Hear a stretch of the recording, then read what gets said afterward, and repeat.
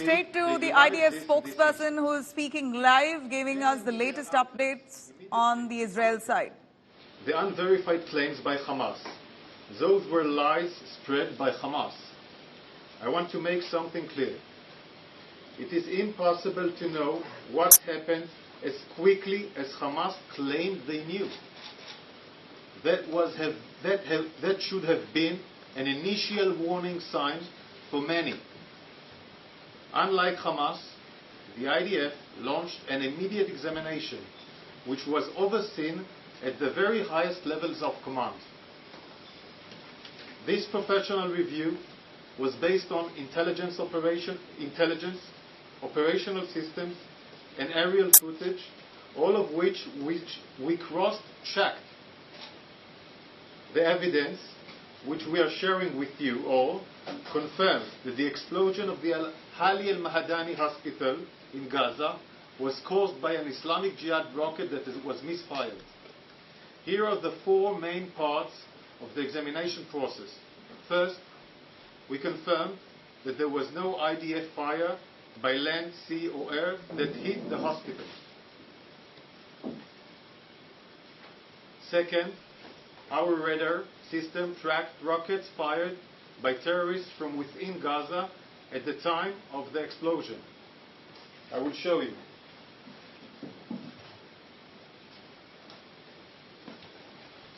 The trajectory analysis from the barrage of rockets confirms that the rockets were fired close proximity to the hospital.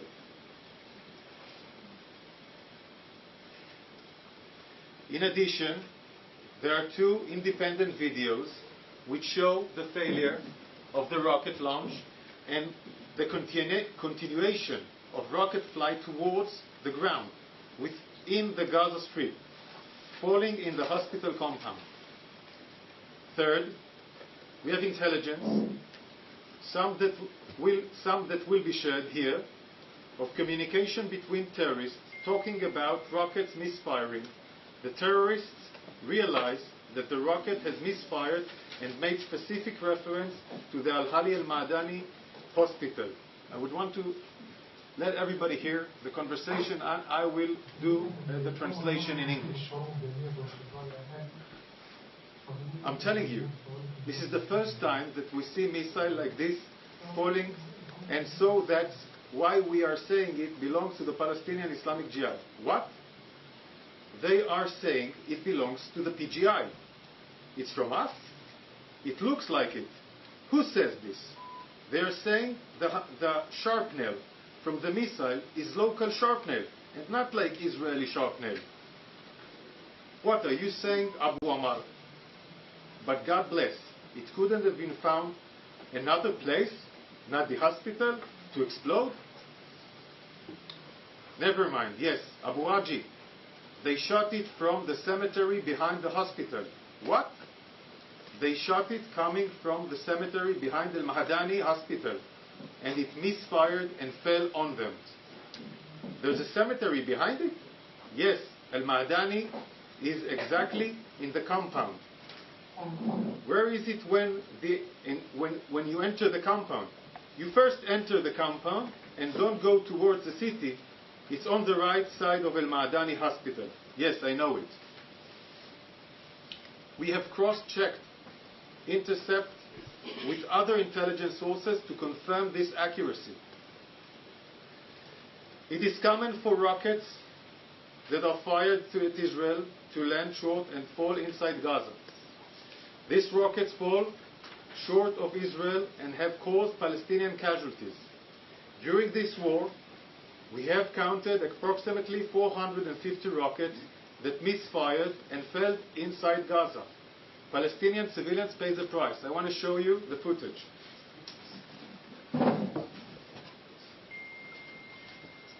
These are failed launches during this war, until now. These are all failed launches that fell inside the Gaza Strip, and some of them, of course, created casualties among the Palestinians themselves.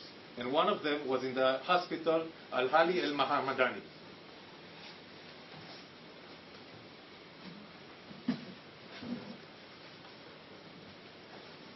We are also sharing this information with our partners First and foremost, the United States, we want the maximum transparency because we take any incident involving civilians very, very seriously. Unfortunately, many in the media immediately reported the statements coming out from Hamas, controlled in Gaza, which blamed Israel. Instead of waiting for the examination of a credible information from the IDF, some media outlets ran with Hamas lies. Some of those headlines are still up, have not been corrected. I understand the desire to break news, but I hope you will all agree the accuracy and credible information comes before speed. The IDF acts in accordance with the international law.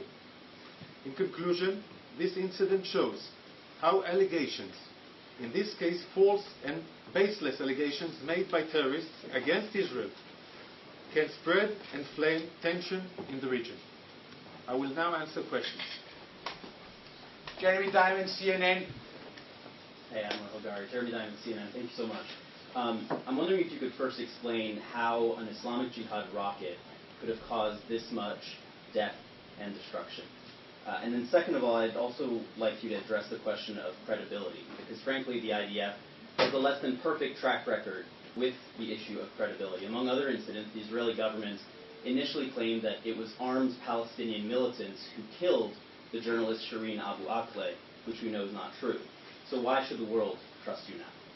Because of the importance of credibility, and in the past we had ourselves were fast to go to conclusion. This is why in this event we took the time. It took us more than 5 hours. We wanted to double-check everything, make sure we're credible. Again, we wanted to double-check everything, make sure we're credible, opposed to the other events that you mentioned. Now we want to answer your first question. I'm saying it again. What I understand the assessment is there were people in the parking lot, probably taking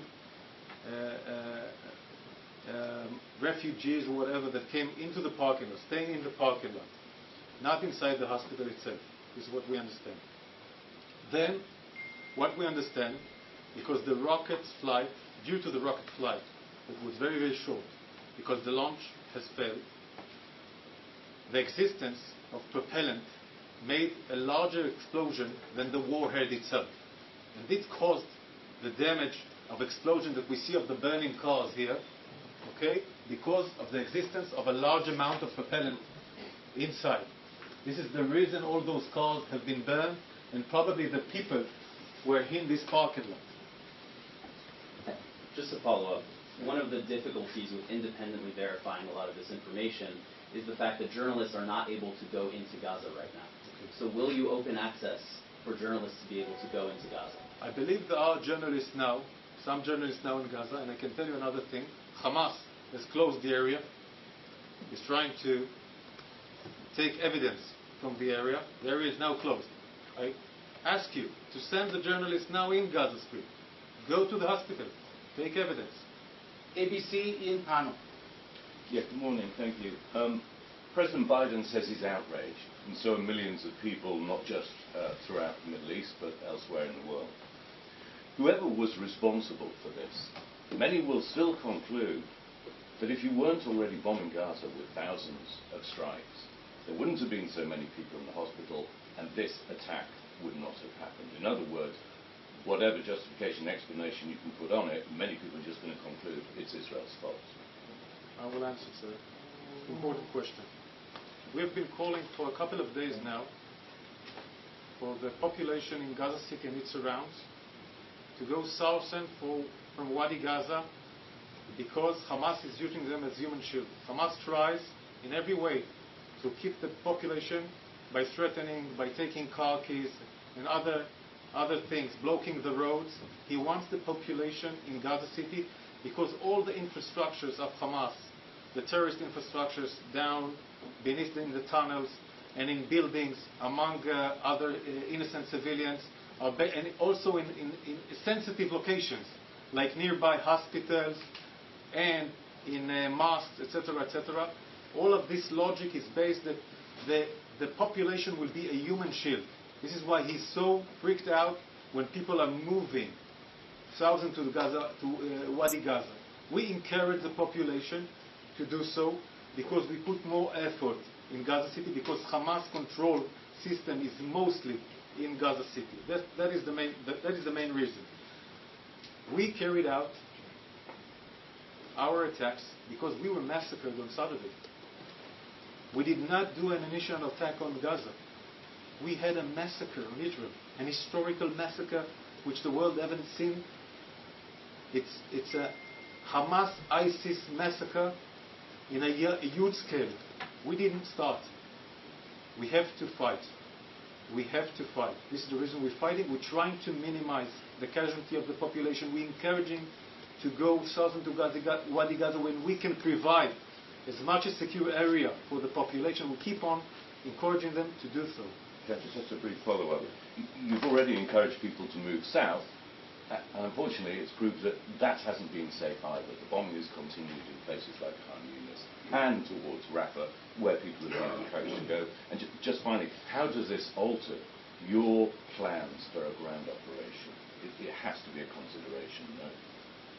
We are now going to share in these following hours an area of a safe zone for the Gazan that went southern to Wadi Gaza. And we are trying to create the conditions and the corridors. Yes, we do attack in different areas, but when we attack by intelligence. We try to minimize the population in those areas before we attack. That's the logic. And about the next stages of the war, I will not talk about here.